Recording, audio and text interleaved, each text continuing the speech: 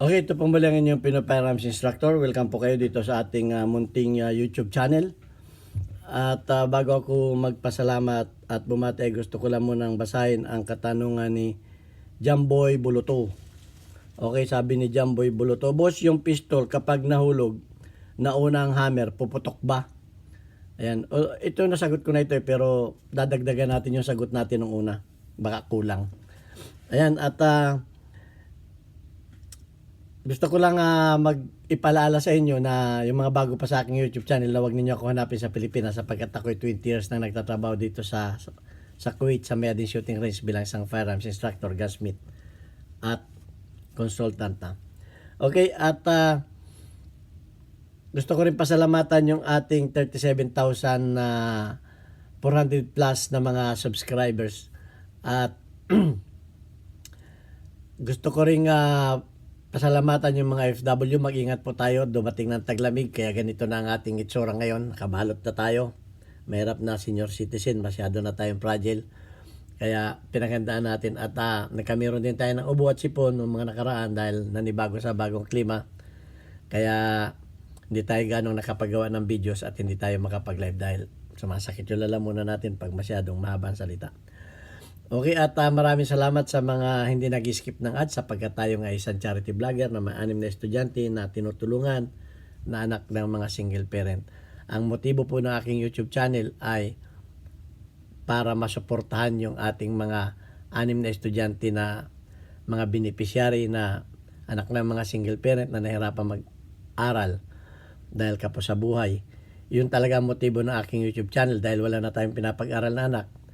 Naisip ko na yung ating kikitain sa YouTube channel ay itulong sa kanila. Bagaman kulang yung ating kinikita sa YouTube, sa ating YouTube dahil 5,000 lang isang buwan. 6 yung estudyante natin, 1,000 isang linggo. So kulang pa sa 1 linggo yung ating kinita sa YouTube. Walang problema dahil sapat naman yung kinikita natin dito sa ating kumpanya. At papasalamatan ko lang yung ating mga hindi nag-skip ng ads. Yan. Lalo tigit yung ating mga sponsor na mga nagpapadala dito sa ating GCash number para sa ating mga estudyante. Okay, maraming salamat kay Alfredo Isidro Ordosipay ng Las Piñas, si Architect Arnel Salvador ng Kuwait, si Jobil Platon Boy Umay ng Riyadh, Saudi Arabia, kay Umbet ng Kia Motors, Kuwait, si Anthony Evangelista ng Pasay, si walang ayaw magpakilala ng isa, tawagin na lang natin sa pangalang Adrian, at si Conrado Ilolailio. At may bagong nagpadala, natanggap na ng ating tresurera, si Junard Diaz. Okay, shout out sa Junard Diaz and thank you very much. Sana marami pang tumulong para madagdagan pa yung ating mga estudyante at mabigyan sila ng sapat. Okay, at pag dumami na yung ating beneficiary at lumaki ating YouTube channel, yan, madadagdagan yung ating mga estudyante. Okay, hindi po tayo tumitingin sa laki ng halaga. Ang importante po tayo nakatulong. Ayan, sagutin na natin yung tanong ni Jamboy Buluto. Okay. Pag nahulog ba yung baril? Check muna natin baka may bala. Protocol 'yan. Okay, walang bala. Pag nahulog ba yung yung baril, ay puputok ba 'yan? Pag yan ay nakakak,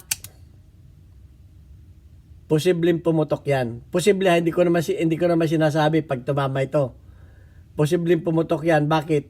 Tatama yung siyempre, pag yan, nahulog yan at nasira yung sir, ito yung hammer niya, maliit lang naman yung sinasabitan ng sir dito. Yan, parang kukulang na nakaganon yan. Okay, ay mabigat yung baril, lalo kung may yung puno ng bala. Mabigat yan kung ilang pounds yan. Mga 2 pounds mahigit yan. Siyempre, pag napigtas ito, sabay palo yan. Tatama niya yung hammer. Posibleng pumutok. Pero, may mga baril na may mga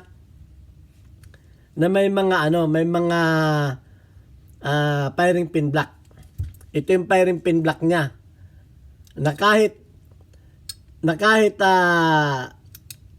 tamaan ito ng hammer, kung hindi naka-press yung trigger mo, hindi aabante yung hammer kasi nga may block dito. Yan, may black. Ay paano yung mga walang black? Kaya importante, titingnan ninyo yung inyong mga baril nabibilin kung may ito yung kanyang ito, yung kanyang safety pin black. Kahit sundutin natin yung pairing pin niya dito, ayan tingnan niyo yung pairing pin. Susundutin ko yung pairing pin dito. Hindi yan lalampas, papantay lang yan.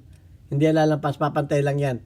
Pero pagka subukan kong idiin ng kamay ito. Yan, idiin ko ng kamay. Pagka idiin ko ng kamay yung kanyang pairing pin black, ayan. Makikita niyo yung pairing pin niya, lumalampas, sobra-sobra lampas pa. Ayun sobra-sobra lampas pa. Pero hindi rin natin hindi rin natin pwedeng mag-relay tayo dyan. Pero yan ay isa sa safety features. Paano kung nagmalfunction yan? Posible rin pumutok. Okay? Kaya yung mga, correct me if I'm wrong sa pagkakaalam ko yung mga 1911 na Series 70 wala pang safety pin black. Yung mga Series 80 meron na. Yung mga lumang modelong baril wala pang mga ganito, mga safety pin black. Madalang pa lang. Kaya ito ay inilagay nila kasi nga may na-accidenting ganun. Okay, yan. Pero meron pang isang safety dyan na dapat ninyong malaman. Magtataka kayo, bakit yung mga firing pin, ayan, kamukha nito, 1 mm lang ang 1 mm lang ang lutang dito. 1 mm lang lutang dito. Ibig sabihin pag pinalo yan, hindi naman yung 1 mm na yun ay sapat lamang para pumantay dito. Sapat lamang. So bakit pag pinalo ng firing pin ay ng hammer ay lumalampas? Dahil nga pag pinalo yan ay may tawag yung sa amin yung tumatalbog. Yan, tumatalbog yan. So, yung talbog niyan, ang buwelo niyan, ang nagpapatama dun sa firing pin. At pagka nakalapat lamang dito yung hammer niya, dito, mapapansin niyo na pantay lang din yung firing pin dito. So, kaya ako, tinuturo ko, walang chamber load. Kaya kung mapapansin niyo, panoorin niyo yung na maraming baser ako doon. Kaya hindi ko tinuturo sa mga baguhan yung may chamber load at nakakak na ganyan. Yun ang problema. Pag nahulog yan at bumigay itong kanyang hammer at saka yung kanyang share dahil napakaliit lang ng niyan, parang kukulang na nakaganyan yan, at yan ay bumigay, puputok yan. Ngayon, kung may safety block naman yan, posibleng hindi pumutok. Pero, hindi pa rin ako nagre-relay dyan. Baka magmalfunction ito.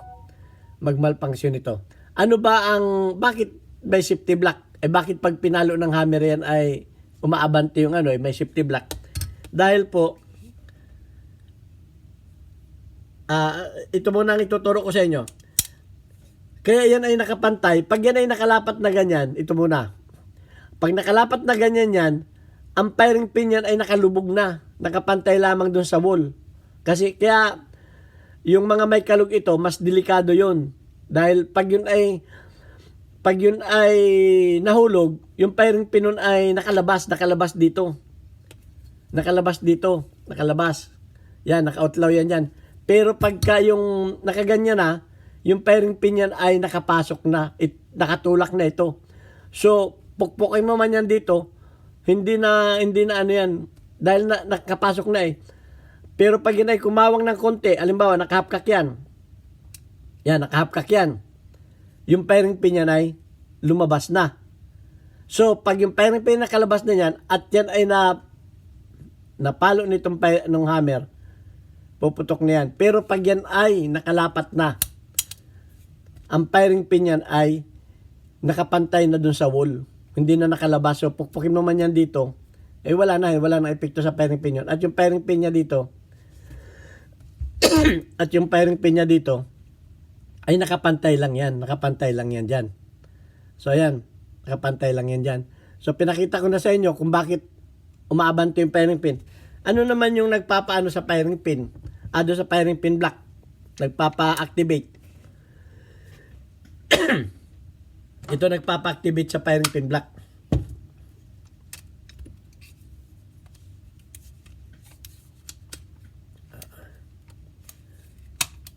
Bayaw. Uy. Okay, ito yung nagpapa-activate sa firing pin block. Mapapansin niyo ito.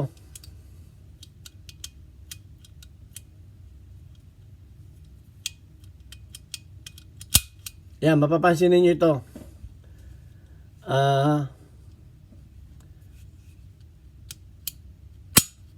Ayan o. Ito yung nagpapa-activate sa firing pin block.